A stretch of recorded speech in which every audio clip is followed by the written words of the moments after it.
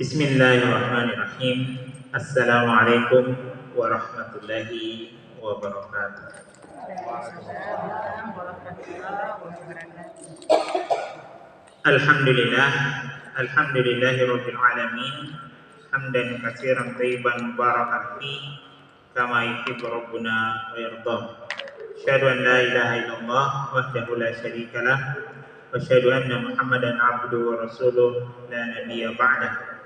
Allahumma salli wa sallim ala nabiyyina Muhammad wa ala alihi wa ashabihi wa man tabi'ahum bi ihsanin ila yaumiddin.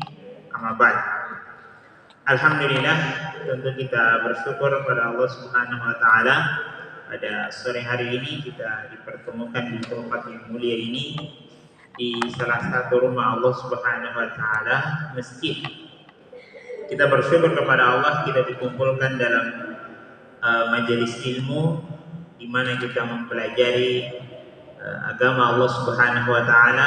Tentu dengan ilmu itu kemudian kita bisa beramal ya, sebagai bekal kehidupan kita setelah kematian.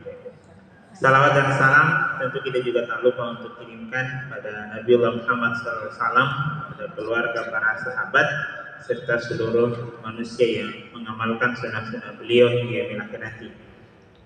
Bapak Ibu jamaah sekalian yang dirahmati Allah Subhanahu wa taala, insyaallah pada sore hari ini kita akan sedikit membahas tentang bulan Zulhijjah. Alhamdulillah kita sekarang berada di bulan Zulqa'dah, di akhir-akhir bulan Zulqa'dah, dan beberapa hari lagi insyaallah kita akan masuk di bulan Zulhijjah, bulan yang terakhir, ya, bulan yang terakhir dalam tahun Hijriyah, bulan yang ke-12. Bapak Ibu jamaah sekalian yang dirahmati Allah Subhanahu wa taala, terkait dengan hal ini adalah merupakan hak prerogatif Allah sebagai Tuhan untuk memuliakan satu hal dibanding dengan hal yang lain. Ini hak Allah sebagai Tuhan. Kalau misalnya tempat, Allah Subhanahu wa taala memuliakan 3 tempat, ada Masjidil Haram, Masjidil Nabawi, dan Masjidil Aqsa. Kemudian masjid juga dimuliakan oleh Allah Subhanahu wa taala, masjid-masjid yang ada di permukaan bumi. Ini tempat-tempat yang dimuliakan oleh Allah Subhanahu wa taala. Nah, kita Zulhijjah tentu ini bukan terkait dengan tempat, tapi terkait dengan waktu. Ya, terkait dengan waktu. Nah, waktu juga Allah Subhanahu wa taala, Bapak Ibu jamaah sekalian, juga memberikan kemuliaan satu waktu dibandingkan dengan waktu yang lain. Jadi perjalanan waktu ini sangat panjang. Ya, kita mengenal ada istilah hari, ada juga malam, dalam pekan, bulan, tahun. Ya, kemudian itu terus berganti dari satu waktu ke waktu setelahnya.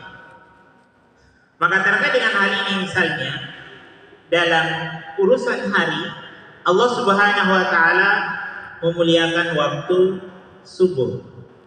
Ya, Allah memuliakan waktu subuh, di mana kita mengawali hari itu dengan salat. Yang salat itu kata Allah Subhanahu wa taala, "Inna Qur'anal fajr", ya, "Inna Qur'anal fajr kana mashhuda", ya, bahwa salat subuh itu dipersaksikan oleh malaikat. Kemudian dalam hitungan malam, artinya bagian yang tidak dikenai matahari. Kalau tadi dikenai matahari, sinar matahari, Allah Subhanahu wa taala memuliakan waktu sahar. Ya, kita kalau aktivitasnya sahur, tetapi kalau waktunya sahar, yaitu sepertiga malam terakhir, waktu yang dimuliakan oleh Allah Subhanahu wa taala. Dalam hadis disebutkan di saat itu Allah turun ke langit dunia. Ini adalah hitungan malam. Kemudian dalam hitungan pekan, Allah Subhanahu wa taala memuliakan hari Senin dan hari Kamis. Yang secara khusus Nabi SAW itu melaksanakan puasa di hari tersebut, puasa sunnah. Ketika Nabi ditanya, ya beliau mengatakan, saya senang ketika amalku itu diangkat ke langit, saya dalam kondisi berpuasa. Jadi setiap pekan itu amalnya kita itu diangkat ke langit setiap hari Kamis. Ya kalau hari Senin karena beliau dilahirkan hari Senin. Hari Kamis pengangkatan amal setiap pekan. Jadi kita ini sholat, kita berinfakkan, kita baca Quran, kita membantu sesama hamba Allah Subhanahu wa taala, itu dicatat dalam sepekan. Kemudian di hari Kamis itulah amalan itu diangkat ke hadapan Allah Subhanahu wa taala. Dan Nabi mengatakan, saya senang ketika amalan saya diangkat, dihadapkan kepada Allah Subhanahu wa taala, maka saya dalam kondisi berpuasa. Nah, ini juga pesan bagi kita bahwa hari ini hari Kamis ya. Kita hari ini amalan kita diangkat kepada Allah Subhanahu wa taala. Inilah kemudian pentingnya kita merefleksi amalan kita setiap hari. Sehingga ada perbaikan-perbaikan sebelum amalan itu diangkat ke langit. Ya, yang berdosa silakan bertobat, mungkin ada yang kurang silakan diperbaiki, sehingga kemudian diajukan, kalau bahasa kita sehari-hari ya, diajukan, dihadapkan kepada Allah Subhanahu wa taala amalan kita dalam kondisi yang baik. Ya. Kemudian dalam satu pekan juga Allah Subhanahu wa taala memuliakan hari Jumat. Ya, memuliakan hari Jumat yang disebut dengan Sayyidul Ayyam, penghulunya hari. Itu hari Jumat. Jadi tidak benar sebenarnya ada orang mengatakan hari Jumat itu hari yang akhir. Jangan jalan-jalan. Nanti banyak setan yang berkeliaran. Ini mitos. Hari Jumat itu hari yang dimuliakan oleh Allah Subhanahu wa taala. Ya, hari yang agung. Jadi Allah Subhanahu wa taala mempersilahkan kepada kaum Bani Israel, Yahudi, untuk memilih peribadatan mereka, dan mereka memilih hari Sabtu, hari Sabat, hari Sabtu. Kemudian Allah mempersilahkan kepada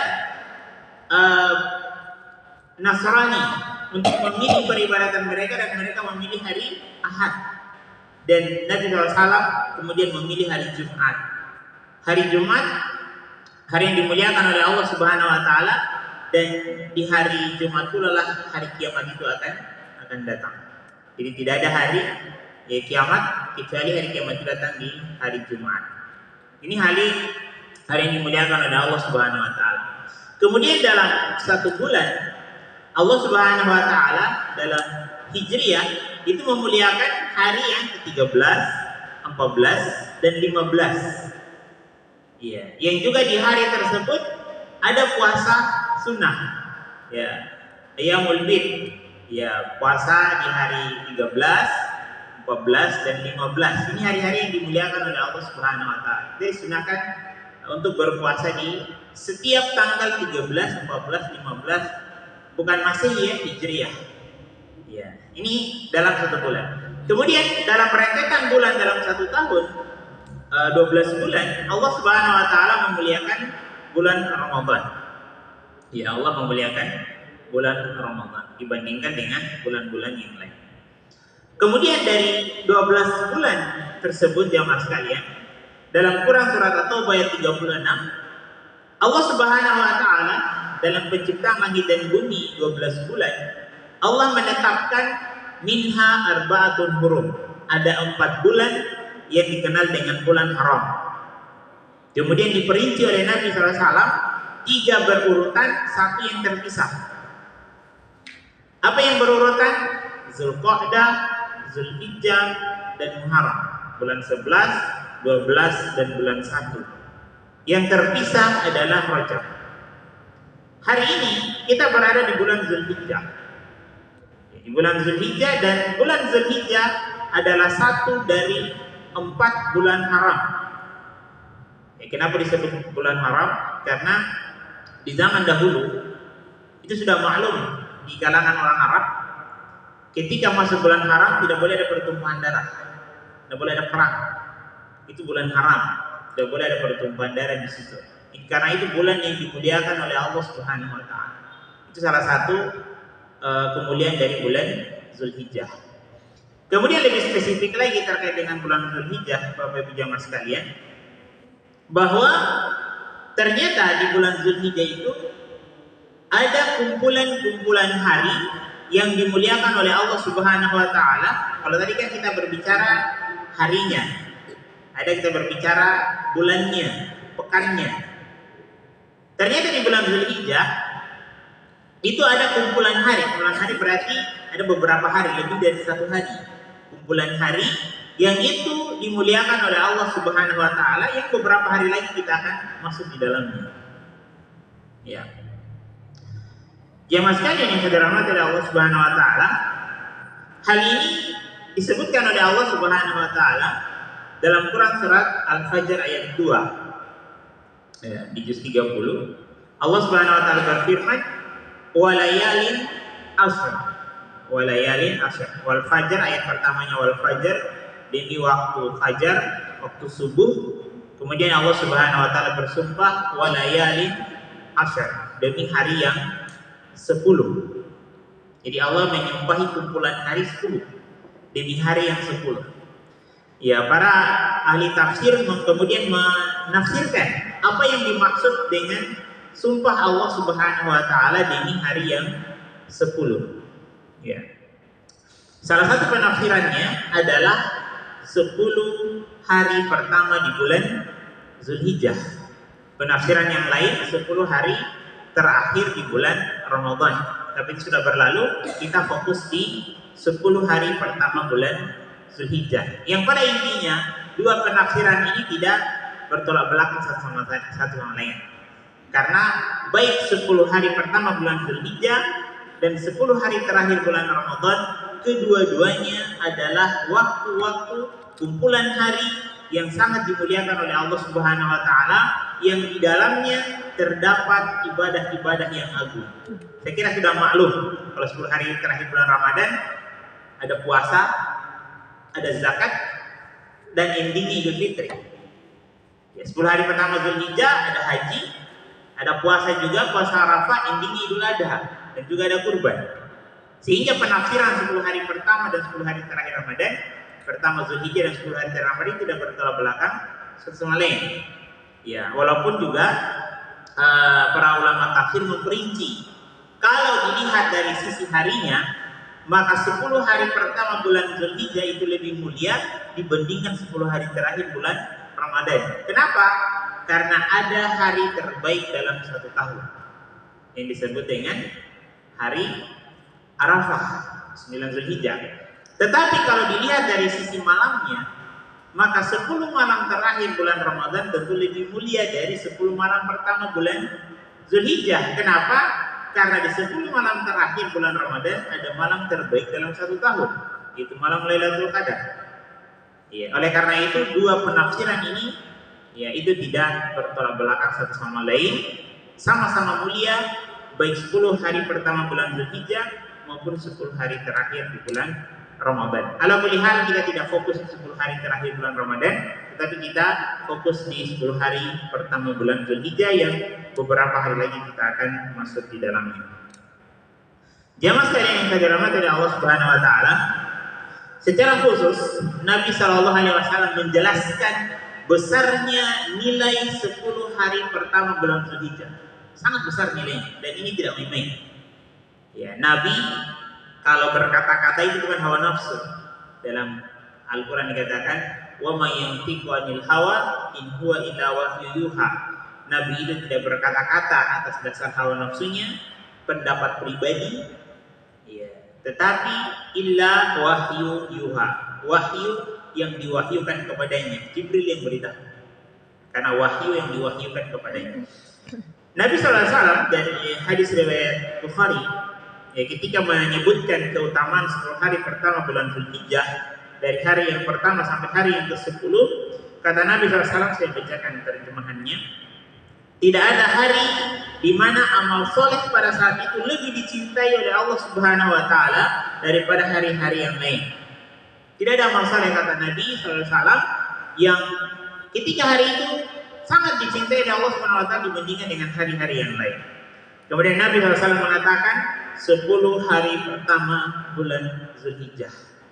Mendengar hal ini, para sahabat bertanya, ya Rasulullah, bagaimana dengan jihad fisabilillah? Jadi para sahabat itu, ya, ketika ada hal yang tidak jelas itu mereka bertanya. Jadi mereka memanfaatkan momen kebersamaan mereka dengan Nabi SAW itu untuk menguak ya, atau mendapatkan ilmu dari Nabi SAW. Jadi ketika ada yang tidak jelas, mereka langsung tanya.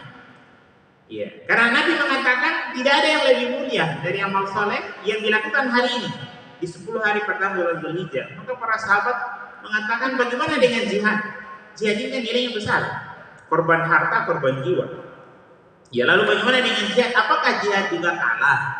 Jihad juga bisa dikalahkan dengan amal-amal soleh yang dilakukan di 10 hari pertama bulan Dzulhijjah. Ya maka Nabi SAW menjawab, juga jihad fisabilillah ya tidak bisa menyaingi amalan di 10 hari pertama bulan Dzulhijjah. Ya, maka Nabi mengatakan walau jihad fisabilillah ya, juga kalah, kalau bahasa kita terjemahkan dengan letter leg bahasa kita, kalah juga amalan jihad fisabilillah dibandingkan dengan amal-amal soleh yang dilakukan di 10 hari pertama bulan Dzulhijjah. Kecuali kata Nabi, ada pengecualiannya. Kecuali seseorang yang pergi berjihad dengan harta dan jiwanya dan dua-duanya tidak pulang. Artinya apa? Hartanya habis, jiwanya juga tidak ada, dia meninggal. Nah, kecuali seperti itu baru terkalahkan nilai dari 10 hari pertama di bulan Dzulhijjah. Hadis ini memberikan pelajaran kepada kita betapa besarnya nilai amal soleh yang dilakukan di 10 hari pertama bulan Dzulhijjah. Dari hari yang pertama bulan Dzulhijjah, sejak munculnya hilal Dzulhijjah sampai hari raya Idul Adha.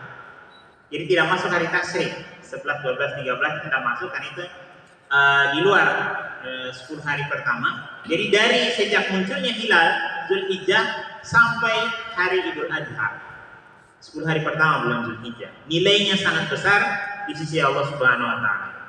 Sekarang kita akan membahas agar lebih jelas, lebih terperinci apa saja yang mesti kita lakukan ketika kita berjumpa dengan 10 hari pertama bulan Dzulhijjah, sehingga momen ini tidak terlewatkan. Dan sayang sekali ketika kita tidak paham, ketika manusia tidak memahami sesuatu karena memang tidak dipandu dengan ilmu, mendapatkan waktu-waktu yang mulia seperti ini biasa saja dibandingkan yang waktu-waktu lain. Sama saja, dia dianggap sama nilainya. Lihat emas dengan lihat perak dianggap sama, padahal juga nilai emas. Kenapa? Karena kita tidak memiliki ilmu, ini emas, ini perak, dianggapnya sama saja. Begitu juga ketika seseorang tidak memahami nilai dari suatu waktu yang dimuliakan oleh Allah Subhanahu wa taala, maka dia memandang sama saja, sama-sama hari Sabtu, sama-sama hari Selasa, sama-sama hari Ahad, tidak ada bedanya. Padahal Allah Subhanahu wa taala memberikan kelebihan dari satu waktu dibandingkan dengan waktu yang lain. Di sini saya merangkum ada 7 amalan yang walaupun ini banyak, tapi saya menyebutkan ada 7 poin, ada 7 amalan yang dilakukan di 10 hari pertama bulan Dzulhijjah sehingga kita bisa maksimal menjalani waktu-waktu mulia seperti ini.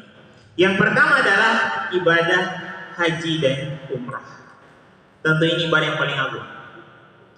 Ya, ketika kita diberikan kemampuan oleh Allah Subhanahu wa taala, karena mampu haji di zaman sekarang bukan cuma mampu uang, termasuk dapat antrian. Ya, walaupun juga banyak uang, kalau tidak diberikan kemampuan dari sisi kesempatan, ya juga tidak bisa. Ya, ketika kita diberikan kemampuan oleh Allah Subhanahu wa taala baik secara materi, fisik dan juga kesempatan, maka inilah ibadah yang paling agung yang dilakukan oleh seorang hamba ketika dia berjumpa dengan 10 hari pertama bulan Dzulhijjah adalah ibadah haji dan umrah. Nabi SAW dalam hadis riwayat Bukhari dan Muslim menyebutkan nilai yang begitu besar dari amalan ini. Nabi SAW mengatakan, al-umrah ilal umrah kafarah lima bainahuma.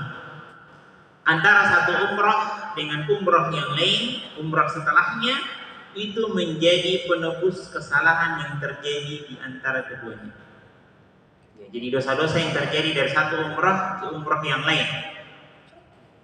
Ini secara umum. Jadi kalau misalnya kita umrah tahun ini, kemudian nanti umrah 5 tahun, 10 tahun yang akan datang, dosa yang terjadi di antara keduanya itu digugurkan dengan seseorang yang melakukan umrah, ada rentetan umrah yang dia lakukan, dosa yang terjadi di antara keduanya itu kemudian diampuni oleh Allah Subhanahu wa taala. Namun sini catatannya, karena ada rinciannya juga terkait hadis-hadis yang menjelaskan pengampunan dosa, itu terkait dengan dosa-dosa kecil. Karena dosa besar tidak bisa ditebus dengan amal soleh, harus ditebus dengan taubat. Jadi kalau dosa-dosa kecil itu bisa ditebus dengan amal soleh. As-salawatul khams, di antara sholat 5 waktu itu juga menjadi penebus dosa. Wa Ramadan ila Ramadan, dari satu Ramadan ke Ramadan yang lain. Wal Jum'ah ila Jum'ah, dari satu Jumat ke Jumat selanjutnya, itu menjadi penebus dosa. Tapi itu dosa-dosa kecil. Dosa besar tidak bisa ditebus dengan amal soleh, tetapi dia ditebus dengan taubat. Jadi dari satu umrah ke umrah selanjutnya itu menjadi penebus dosa yang terjadi di antara keduanya. Kemudian Nabi SAW melanjutkan, wal hajjul mabrur laisa lahu jaza ilal jannah. Dan haji yang mabrur tidak ada balasannya kecuali surganya Allah Subhanahu wa taala. Jadi ketika seseorang melakukan ibadah haji kemudian dia menjadi seorang melaksanakannya dengan baik, haji yang mabrur, maka balasannya tidak lain kata Nabi SAW itu kecuali jaminannya adalah surga Allah Subhanahu wa taala. Dan ini ibadah yang sangat mulia dengan nilai yang sangat besar yang disediakan oleh Allah Subhanahu wa taala. Ini ibadah yang pertama, ibadah haji dan umrah. Yang hari ini jamaah haji sudah berkumpul sangat padat, banyak sekali jamaah yang berkumpul di Masjidil Haram, ya, di tempat yang paling mulia di permukaan bumi. Ya, tempat yang paling mulia di permukaan bumi adalah Masjidil Haram, yang seseorang sholat di dalamnya itu 100.000 kali dibandingkan sholat di tempat yang lain. Jadi kalau kita sholat di masjid ini, itu nanti 100.000 kali kita sholat baru sama dengan satu kali sholat di sana. 100.000 kali itu berapa kali? Berapa hari? Kita menghitung secara matematika. Berapa hari itu 100.000 kita kali sholat, ruku dan sujud di masjid ini, baru sama dengan satu kali kita ruku dan sujud di Masjidil Haram. Itu kemuliaannya ketika seorang diberikan kesempatan untuk sholat di sana. Ini yang pertama, ibadah haji dan umrah. Kemudian yang kedua, amalan yang bisa kita lakukan di 10 hari pertama bulan Zulhijjah adalah berpuasa.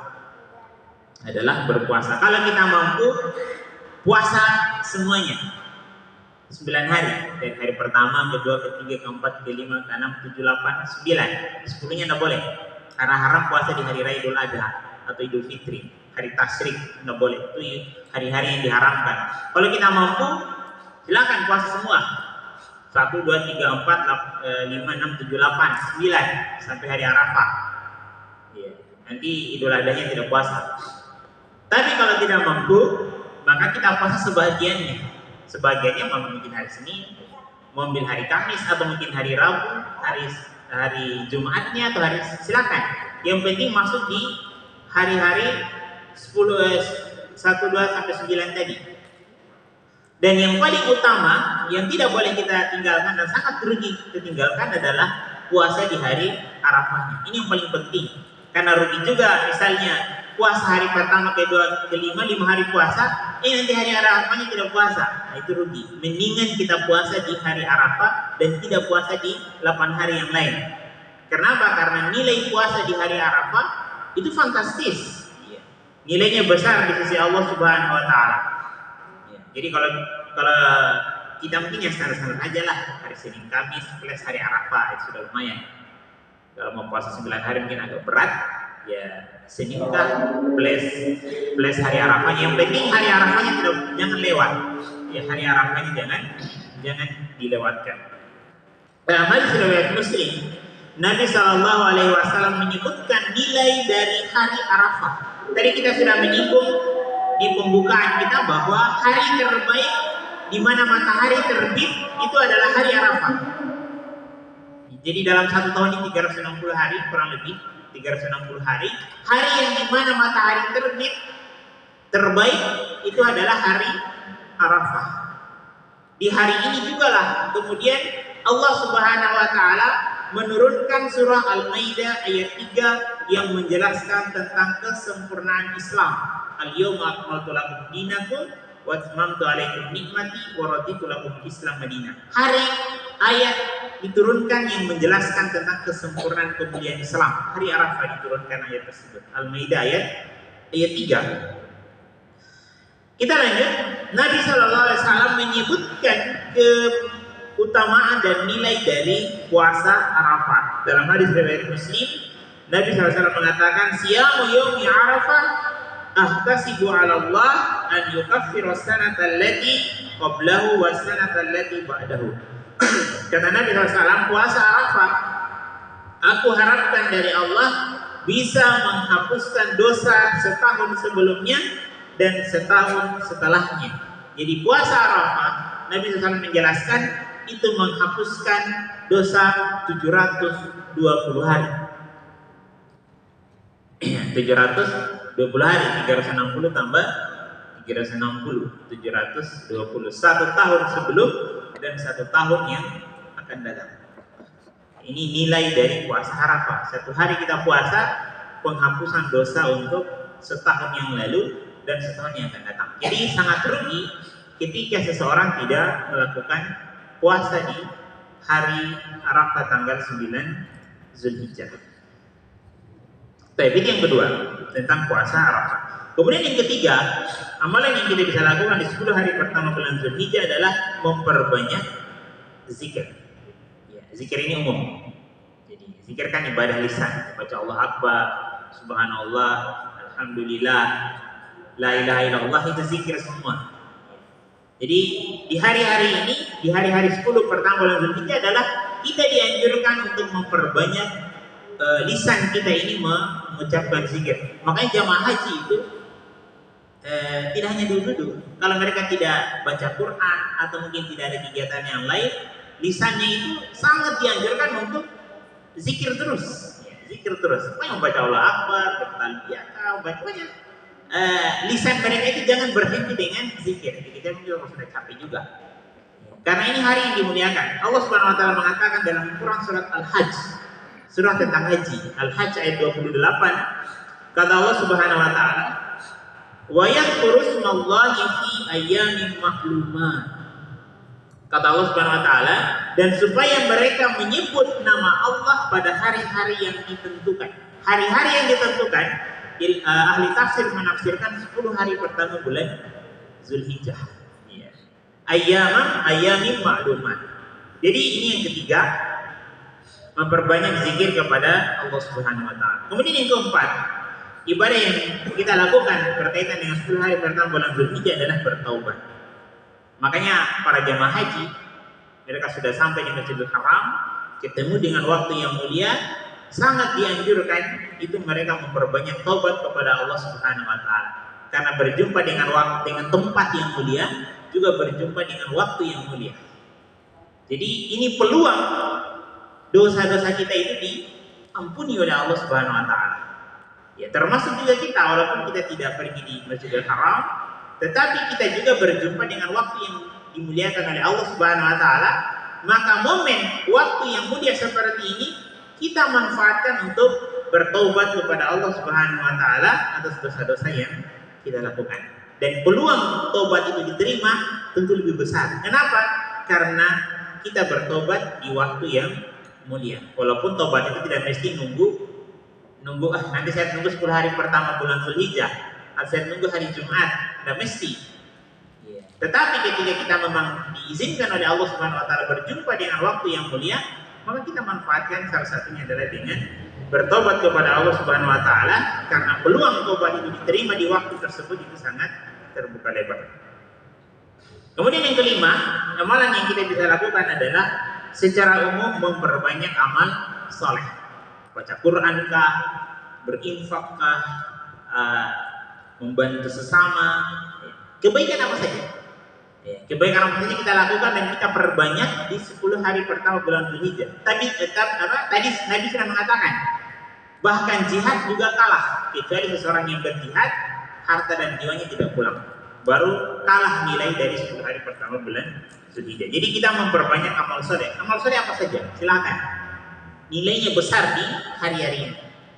Ya. Kemudian yang keenam, mungkin agak lama di sini, ibadah yang bisa kita lakukan di 10 hari pertama bulan Zulhijjah adalah ibadah berkurban. Tapi ini bukan 1, 2, 3 sampai 9, tapi nanti di 10-nya di Idul Adha. Kita diberikan waktu oleh Nabi SAW menyembelih hewan kurban itu 4 hari. Hari Idul Adha plus 3 hari tasyrik setelahnya, 11, 12, 13. Yang paling baik hari Idul Adha, masuk di 10 hari pertama bulan Zulhijjah. Kecuali mungkin darurat atau mungkin tidak sempat sama sekali. Selagi kita masih sempat, kejar Idul Adhanya. Jangan disembelih 11, 12 atau 13. Nilainya sudah beda.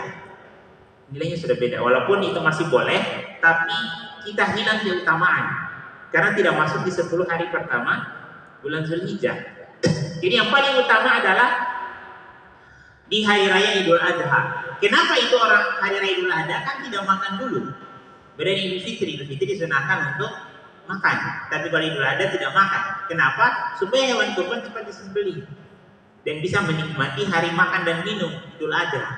Ya. Jadi berkurban. Terkait dengan kurban, jemaah sekalian yang dirahmati Allah Subhanahu wa taala, hewan yang dikurbankan adalah kambing atau sejenisnya, domba dan sapi, ya, dan sejenisnya, lembu dan sejenisnya. Ini hewan yang dikurbankan. Hewan yang dikurbankan tidak boleh cacat. Ya, tidak boleh cacat. Biar juga dia gemuk, tapi kalau tidak ada tanduknya atau putus ekornya, pincang kakinya, picak matanya, ya, dan kekurangan-kekurangan yang lain, biar juga dia punya bobot 1 ton, itu tidak diterima sebagai hewan kurban. Karena hewan kurban bukan hanya dilihat dari sisi gemuknya, tetapi bagaimana hewan itu tidak cacat. Karena kita beribadah kepada Allah Subhanahu wa taala, kita tidak memberikan sesuatu yang kurang. Maka kita mencari hewan kurban itu yang baik, yang cacat. Nabi melarang seseorang untuk berkurban dengan hewan yang cacat. Cacat di sini seperti kita sebutkan, patah tanduknya. Walaupun itu tidak dimakan tanduk ya, kan tidak ada orang makan tanduk, tapi itu mengurangi. Ya, karena dia cacat, hilang. Atau putus ekornya, orang jauh siapa yang mau makan ekornya sapi. Tapi itu kurang. Kita beribadah ini, beribadah kepada Allah SWT. Jadi kalau menyembelih untuk pesta nggak apa ya, jadi masalah itu harus kita makan ekornya. Tapi ini kurban. Jadi hewan yang dikurbankan ini tidak boleh cacat. Kemudian untuk sapi boleh berkongsi lah kalau bahasa kita, berkongsi, berkumpul 7 orang. 7 orang boleh. Tapi kalau kambing cukup 1, tidak boleh kongsi kambing sampai 7 orang. Cukup 1 orang saja dia. Kalau kalau sapi 7 orang. Kemudian umur sapi yang juga harus dipastikan harus genap 2 tahun, tidak boleh kurang dari 2 tahun. Jadi kalau mau beli hewan kurban, tidak boleh 1 tahun 10 bulan, 1 tahun 11 bulan. Dia harus genap 2 tahun. Makanya kita tanya memang sama yang punya sapi, umur sapinya berapa? Sudah berapa tahun? Harus sudah genap 2 tahun. Kalau kambing genap 1 tahun. Ya, kambing genap 1 tahun, tidak boleh kurang dari 1 tahun. Dan ini hewan kurban. Jadi itu dari sisi umur. Kemudian waktu penyembelihan hewan kurban tadi kita sudah sebutkan 10, 11, 12 dan 13 bulan Zulhijjah. Tentu lebih baik di hari raya Idul Adha. Kemudian pembagiannya. Hewan kurban itu, ini kadang orang bingung juga, macam sih dibagi hewan kurban itu. Nabi SAW syariatkan pembagian hewan kurban itu 3 pembagiannya. Sepertiga yang pertama bagi yang berkurban. Bagaimana cara hitungnya? Cara hitungnya begini. Jadi kalau misalnya kita kan sudah tulis misalnya 7 orang, si A, si B, si C sampai 7, dan sudah ada sapinya. Ketika disembelih, maka itu ditimbang berapa kilo. Taruhlah misalnya, aspek gampang kita hitung, bobot sapi setelah disembelih ditimbang semuanya di kantung, ternyata misalnya 60 kilo.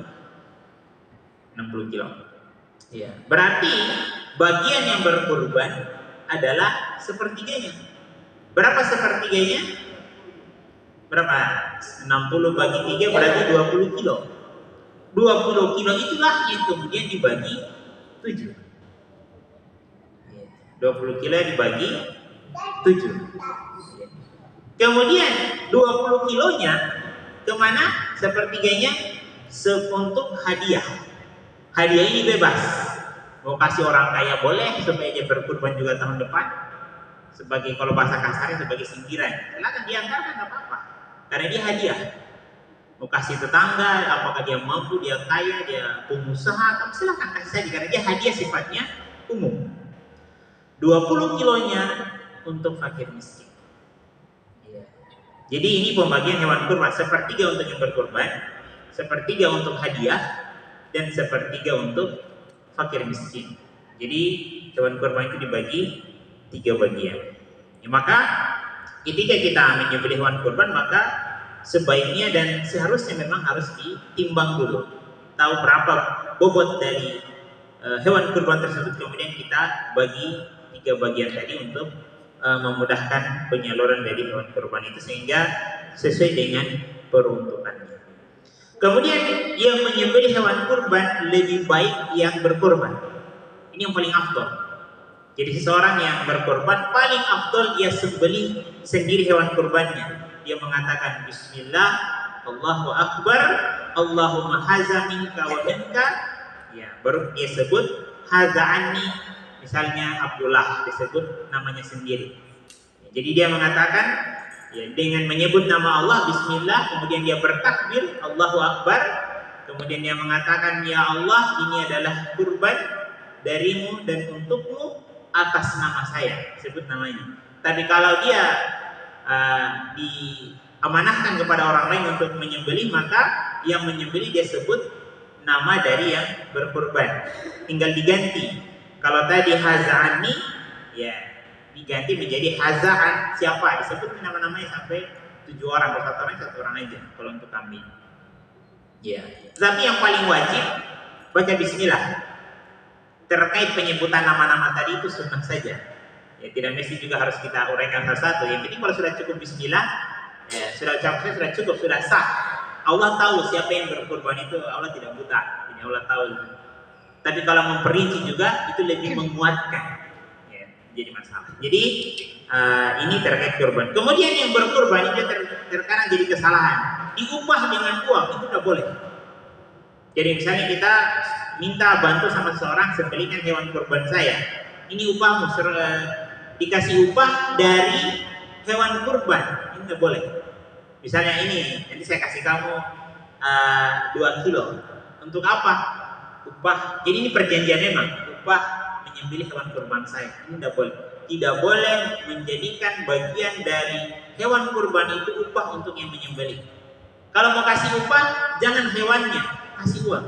Di luar hewan tadi. Jadi kasih uang nih 100.000 kah atau 50.000 untuk upah boleh. Kita kasih upah. Termasuk kita upah sama yang kerja ini boleh. Tapi jangan kita katakan ini 1 kilo upahmu. Tidak boleh transaksi seperti itu. Tetapi kalau kita kasih bagian sama dia boleh, karena dia berhak untuk dapat bagian fakir miskin atau bagian hadiah tadi sama yang kerja atau yang menyembelih. Tapi tidak boleh transaksinya upah. Ini tidak boleh. Jadi ini kurban. Kemudian ketika seseorang berkurban itu sudah mewakili anak dan istrinya. Misalnya kepala keluarga si A berkurban. Ketika dia sudah disebutkan keluarga ya, disebut si fulan, itu sudah terwakili masuk di dalamnya istrinya dan juga anak-anaknya. Ya, dan mestinya kita berkurban dirinya setiap tahun. Tahun pertama tahun ini bapaknya, tahun ke depan istrinya, tahun ke depannya lagi anak pertama, depannya anak kedua, anak ketiga dan seterusnya. Cukup kepala rumah tangga. Kepala rumah tangga itu sudah mewakili anak dan mewakili istri dan anak-anak. Ya, jadi itu terkait kurban. Apalagi tadi belum. Ya. Yang berkurban tidak boleh. Jadi kalau dia sudah niat berkurban, motong kuku, cukur rambut, pokoknya menghilangkan ini rambut-rambut itu udah boleh. Mau cukur kumis kah, kasih pendek rambut, potong kuku. Sejak muncul hilal Zulhijjah, makanya harus cek memang yang berkurban harus cek memang kapan hilal. Jangan sampai terlambat informasi, pas ternyata sudah 2 Zulhijjah motong kuku. Nah ini tidak boleh. Dilarang oleh Nabi SAW seseorang yang berkurban ketika sudah muncul hilal Zulhijjah jadi hilal Zulhijjah kan maghrib. Jadi awal hari dalam Islam itu maghrib, bukan tengah malam. Maghrib terbenam matahari, muncul malam, nah itu hilal. Jadi motong kuku, cukur rambut, pokoknya menghilangkan bulu itu tidak boleh. Sampai kapan? Sampai darah kurban sudah mengalir. Kalau darah kurbannya belum mengalir, belum boleh. Tapi kalau sudah mengalir darah kurban, nah boleh nih. Misalnya orang sudah siap-siap memang mau potong kuku. Pas mengalir darah kurbannya, udah potong kukunya, jadi masalah. Tapi jangan potong kukunya masih belum mengalir darah kurbannya, itu udah boleh. Ya. Jadi cek memang. Kemudian siapa yang dilarang? Apakah kepala rumah tangga saja atau anak istri itu kan tidak boleh. Jadi yang tidak memotong kuku, memotong rambut itu cukup kepala rumah tangga. Anak istri jadi masalah. Jadi anak istrinya silakan. Anak istri kan dia terwakilkan dari suaminya kepala rumah tangga. Jadi yang tidak potong kuku itu suaminya kepala rumah tangga karena dia mewakili keluarganya. Kalau istri tidak apa-apa. Jadi istri potong kuku, cukur ya, bulu-bulu yang lainnya tidak apa-apa. Kecuali suami jangan. Karena dia mewakilkan anggota keluarganya. Kemudian yang terakhir, ibadah yang kita lakukan di bulan Zulhijjah 10 hari pertama adalah hari raya Idul Adha. Ya, kita setelah kita melakukan amal-amal soleh dari hari yang pertama, kemudian di hari yang ke-10-nya adalah kita melaksanakan sholat Idul Adha. Kemudian kita mendengarkan khutbah. Sholat Idul Adha, sholat yang sangat dianjurkan. Bahkan Nabi SAW untuk sholat ini itu wanita-wanita yang haid sekalipun itu dianjurkan kalau Nabi untuk pergi, walaupun mereka tidak sholat, pergi di tempat sholat. Wanita-wanita yang haid, bahkan wanita-wanita yang dipingit itu kan kalau dipingit beda dengan wanita yang tidak dipingit. Bahkan wanita yang dipingit sekalipun Nabi SAW menganjurkan untuk keluar. Saking pentingnya yang haid, yang dipingit, pergi sama anak-anak, bapak-bapak, kakek-kakek, nenek-nenek, ya, silakan pergi berkumpul di lapangan, ya, untuk sholat. Dan ini syiar Islam, ya, karena nilainya besar. Terkait dengan hari raya ini, tentu kita disunahkan karena ini hari yang mulia untuk berpakaian yang baik, tidak mesti baru. Berpakaian yang baik, kemudian kita pakai yang pokoknya tampilan wah lah. Ya. Kan kita ini kadang lain-lain juga nih. Kalau pergi ke masjid sembarang tak ada baju. Tapi kalau pergi pesta disisir dari satu hanger bagaimana ini kita mau pakai. Tapi kalau ke masjid kadang sudah pakai yang kerjanya, sudah pakai yang tidak dibedakan. Ini kan mindset yang salah dalam berpikir, dalam bertindak. Kenapa kalau kita mau pergi ke pesta harus tampilan wah, padahal kita berpose di hadapan manusia, sementara kita berpose di hadapan Allah sekedarnya aja. Kan jarang sekali orang kalau pergi ke masjid dia, mana baju saya yang bagus. Tapi kalau ke pesta cek, bahkan butuh waktu setengah jam untuk hanya milih baju. Itu kesalahan. Jadi hari raya ini kita tampil, jangan mesti dia baru. Tapi harus memang karena kita di hari yang mulia dan kita menghadap kepada Allah Subhanahu wa taala. Iya. Kemudian kita pergi dengan jalan yang berbeda dengan pulangnya. Jadi sunahnya itu hari raya kalau misalnya kita sini sholat, perginya kita lewat di jalan poros, jangan pulang juga lewat jalan poros. Cari jalan yang lain. Apa tujuannya? Supaya semakin banyak ketemu dengan orang. Ini hari bahagia, saling mendoakan untuk orang lain. Maka Nabi mensyariatkan pergi dan pulangnya jalan yang berbeda. Ya, pergi dan pulang jalan yang berbeda. Kemudian di hari tersebut kita saling mendoakan satu sama lain. Taqabbalallahu minna wa minkum, saling mendoakan agar amalan kita diterima oleh Allah Subhanahu wa taala dan kita memperbanyak takbir. Banyak takbir di hari tersebut. Dan tadi kita ulangi sekali lagi, jangan kita lupa Idul Adha sunahnya tidak makan. tidak makan, pulang baru makan. Idul Fitri makan dulu, supaya dijelaskan itu bukan hari puasa. Idul Fitri, Idul Adha jangan makan, nanti pulang baru makan. Saya kira ini yang bisa kita sampaikan. Mohon maaf agak panjang karena ini beberapa poin terkait dengan 10 hari pertama bulan Dzulhijjah.